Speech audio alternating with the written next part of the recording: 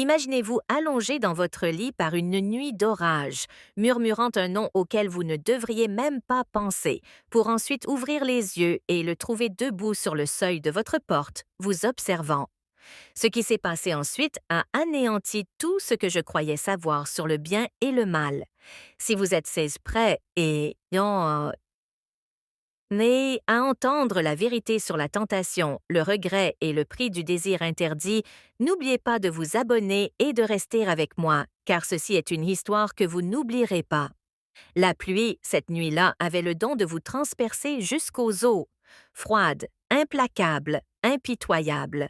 Je me souviens d'être allongé là, dans le vieux lit en bois, à écouter le vent faire claquer les carreaux de la fenêtre mal fixée et de me sentir plus seule que je ne l'avais été depuis des années. Je m'appelle Caroline. J'ai 46 ans et je suis revenue à la ferme de ma mère dans le Vermont, pensant y trouver la paix, peut-être même guérir les blessures laissées par un divorce douloureux. La ferme était censée être un havre de paix. Des hectares d'herbes sauvages, des forêts de pins qui bruissaient sous la brise, une véranda où l'on pouvait s'asseoir des heures durant et n'entendre que le chant des grillons. Mais la solitude a cette capacité de transformer même les endroits les plus paisibles en choses de dangereux. Et cet été-là, ce qui avait commencé comme une retraite tranquille s'est lentement transformé en autre chose, quelque chose auquel je n'étais pas préparée. Parfois, les tempêtes les plus dangereuses sont celles que l'on garde en soi. La ferme n'avait guère changé depuis mon enfance. La même véranda s'affaissait légèrement. La grange rouge se penchait dangereusement et les champs d'herbes sauvages s'étendaient à perte de vue, tels une mer indomptée. Mais à l'intérieur de la maison, tout semblait différent. Ma mère, Linda, était le résiduel. Une femme aux mains usées par des années de dur labeur et au cœur trop grand pour son propre bien. Elle s'était remariée récemment, peu après que j'ai quitté mon mari en ville. C'est alors que Nathan est entré dans nos vies. Nathan était un homme de peu de mots, mais il se tenait avec une force tranquille qui imposait l'attention. Il approchait de la soixantaine, mais son corps était solide, musclé par des années de travail manuel. Il y avait quelque chose de rustique chez lui. Sa façon de porter ses jeans usés et ses chemises de flanelle, la façon dont sa voix rauque résonnait sous forme de grondement. Je me disais que j'imaginais des choses quand je me surprenais à le regarder trop longtemps la première fois que je l'ai vu couper du bois près de la remise. La sueur ruisselant sur ses tempes et ses manches relevées, dévoilant des avant-bras musclés couverts de tatouages qui s'estompaient.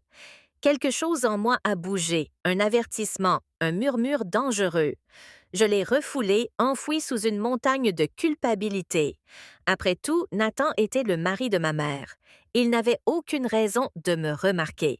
Et pourtant, il y avait des moments où je le surprenais à me regarder du coin de l'œil de l'autre côté de la cuisine, son regard s'attardant un peu trop longtemps.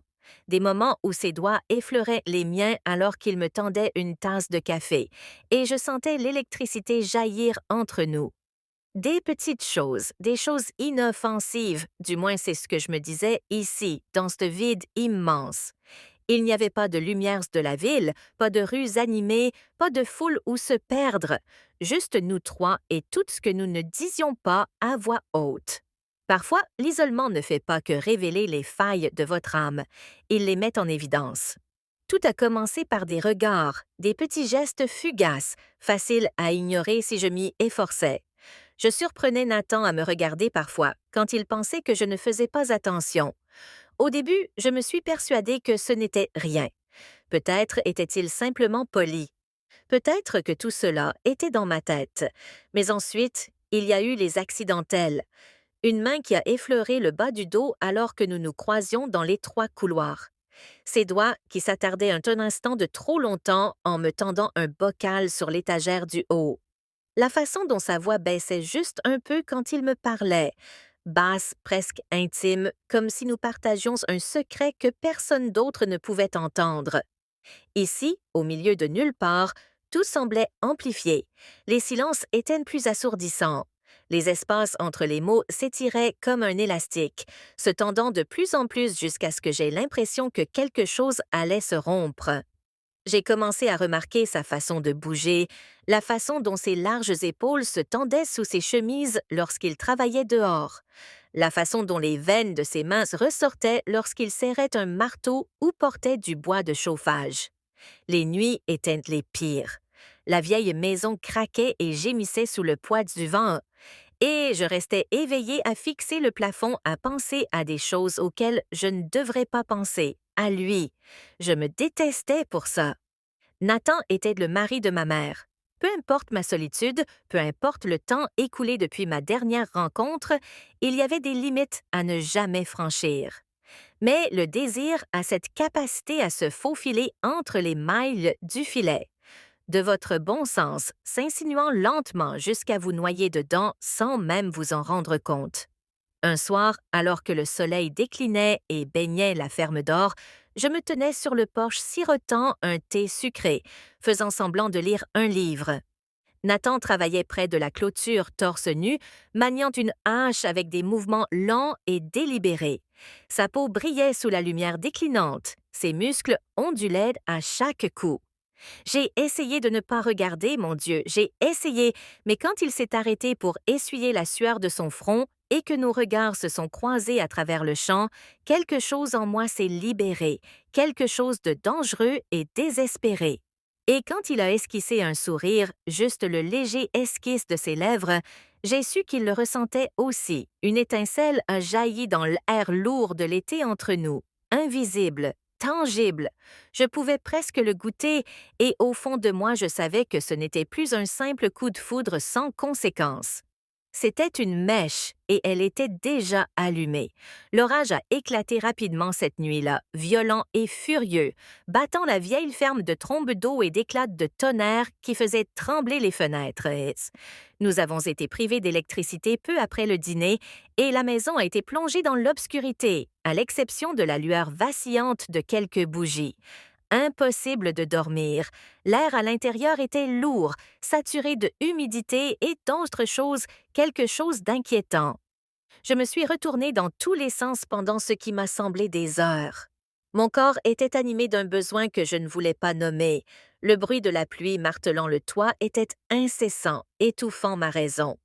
Dans le noir, seul sous les draps fins, mes mains ont glissé le long de mon corps, presque machinalement. C'était mal, mon Dieu, c'était mal. Mais la solitude, le besoin, le souvenir du regard de Nathan posé sur le mien plus tôt cet après-midi-là, tout se mélangeait dans l'obscurité. J'ai murmuré son nom avant même de réaliser ce que je faisais. Un son doux, désespéré. Nathan emporté par le tonnerre. Et puis j'ai ouvert les yeux. Il était là, debout dans l'embrasure de la porte, à demi dans l'ombre, torse nu, la pluie ruisselant de ses cheveux sur ses épaules nues. Sa poitrine se soulevait comme s'il avait monté les escaliers en courant. Sa main agrippait le chambranle de la porte si fort que ses jointures étaient blanches. Pendant un instant, aucun de nous deux n'a bougé. Les seuls bruits étaient l'orage qui faisait rage dehors et le battement saccadé et aigu de mon propre cœur. J'aurais pu me cacher sous les couvertures, moi-même, j'aurais pu détourner le regard, faire comme si de rien n'était, mais je ne l'ai pas fait. Je ne pouvais pas. Au lieu de cela, ma main continuait de se glisser sous les draps, lentement et tremblante. Une invitation silencieuse et imprudente. La poitrine de Nathan se soulevait et s'abaissait plus vite.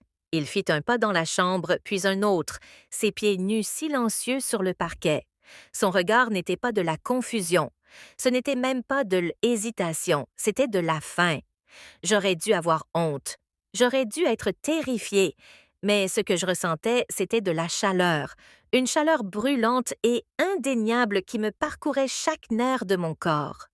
Il s'arrêta à quelques pas de mon lit, son corps tendu, contracté comme un ressort sur le point de claquer. Sa voix, lorsqu'il parla enfin, était rauque, à peine maîtrisée. « Dis-moi de partir, Caroline, murmura-t-il. Dis le mot, et j'irai. » Je le fixais du regard, le souffle court, le corps douloureux comme des douleurs que je n'avais pas ressenties depuis des années. Et au fond de moi, je savais que si je ne disais rien, tout changerait à jamais. Le silence entre nous était comme une chose vivante, lourd, électrique, vibrant. Nathan se tenait au pied de mon lit. Chaque muscle de son corps était tendu, attendant, m'attendant. Je ne dis rien, je n'en avais pas besoin. Les draps bruissaient tandis que je me redressais lentement, les laissant glisser de mon corps, dévoilant la fine chasuble collée à ma peau, humide de sueur et de quelque chose de bien plus dangereux. Le regard de Nathan s'assombrit, ses mains se crispant le long de son corps, comme s'il se retenait par la seule force de sa volonté. Et pourtant, il ne bougea pas avant que je ne lui fasse signe. J'ai tendu la main vers lui, les doigts tremblants effleurant la peau rugueuse de son avant-bras. Celui-là, il se mouvait comme un homme déchaîné, rapide, sûr de lui, irrésistible. Sa bouche s'écrasa contre la mienne, désespérée, dévorante. Ce n'était pas doux, c'était brut, féroce, un affrontement de faim et d'années de solitude qui explosait. Je haletais contre lui, mes mains s'emmêlant dans les mèches humides de ses cheveux, tandis qu'il me rapprochait, me soulevant sans effort contre sa poitrine. Le lit grinça sous notre poids lorsqu'il me déposa, recouvrant mon corps du sien. Je sentais chaque centimètre de sa peau dure pressée contre la mienne. Je sentais la chaleur qui émanait de sa peau, la tempête extérieure faisant écho à la tempête qui faisait rage en nous. Ses mains parcouraient mon corps, des paumes rugueuses effleurant mes cuisses, mes hanches, ma taille, mémorisant chaque courbe comme s'il était affamé de me sentir. Quand ses doigts trouvèrent le bas de ma chasuble et la remontèrent, son regard croisa le mien comme pour poser une question silencieuse. J'acquiesçai d'un hochement de tête faible, tremblant. Oui, mon Dieu, oui! Le fin tissu disparut, jeté quelque part dans l'ombre, et ses mains et sa bouche étaient partout. Il m'adorait, me possédait, allumant des feux que je ne savais pas avoir encore en moi. Je me cambrais contre lui. Chaque terminaison nerveuse était en éveil, réclamant plus rien. Plus aucune pensée, plus aucune culpabilité, plus aucun doute, seulement le besoin. Nathan murmura mon nom comme une prière contre ma peau, faisant tomber les dernières barrières entre nous, me livrant entièrement à son regard. Et quand il entra enfin en moi, lentement, délibérément, remplissant chaque espace douloureux et vide à l'intérieur, je criai, m'agrippant à son dos, enfonçant mes ongles dans sa peau. Il s'immobilisa, me laissant un instant pour m'habituer, son front pressé contre le mien, son respiration haletante. « Tu es incroyable », murmura-t-il d'une voix rauque, chargée d'admiration et d'une sorte de vénération. Les larmes me piquèrent les yeux, non de douleur, mais de l'immense justesse de l'instant, de la beauté terrifiante d'être ainsi après si longtemps. Je me pressai contre lui, une supplique silencieuse pour plus. Nathan gémit profondément et gutturalement et commença à bouger lentement au début, savourant chaque coup, chaque halètement qui m'échappait, puis plus vite, plus fort, tandis que la tension entre nous se déchaînait en quelque chose de sauvage et incontrôlable. Le lit cognait contre le mur à chaque mouvement, mais nous étions au-delà de toute considération, au-delà de toute honte, au-delà de toute raison. Je m'accrochais à lui, mon corps en feu, la tension montait en flèche jusqu'à craquer. Le plaisir m'envahit par vagues si intenses que je sanglotais contre son épaule. Tout mon être se brisa et se reconstruisit au même instant. Nathan suivit avec un gémissement rauque, s'effondrant contre moi, ses bras m'enserrant comme s'ils pouvaient nous fusionner ensemble. Nous restâmes là, enlacés dans l'obscurité. Notre respiration se calma peu à peu. La tempête dehors commença enfin à s'apaiser. Et quelque part au fond de moi, à travers la brume d'un désir mélancolique, une petite voix terrifiée murmura « Tu ne pourras jamais revenir de ça. » Pendant un moment, nous sommes restés là, enlacés. Le silence était lourd de quelque chose que nous n'osions nommer. La tempête dehors s'était apaisementée, mais à l'intérieur de moi, une autre tempête déchaînait les flammes. Un mélange de culpabilité, de peur et de désir lancinant. Nathan s'est détaché le premier, doucement, presque à contre-cœur, comme un homme s'éveillant d'un rêve qu'il ne voulait pas abandonner. Il a posé une douce caresse sur mon front, ses doigts glissant le long de mon bras dans un geste si tendre qu'il a brisé quelque chose en moi une fois de plus. Sans un mot, il se leva, trouva son jean dans l'obscurité et sortit de ma chambre. La porte se referma doucement derrière lui, et soudain, la réalité de ce que nous avions fait s'abattit lourdement sur ma poitrine.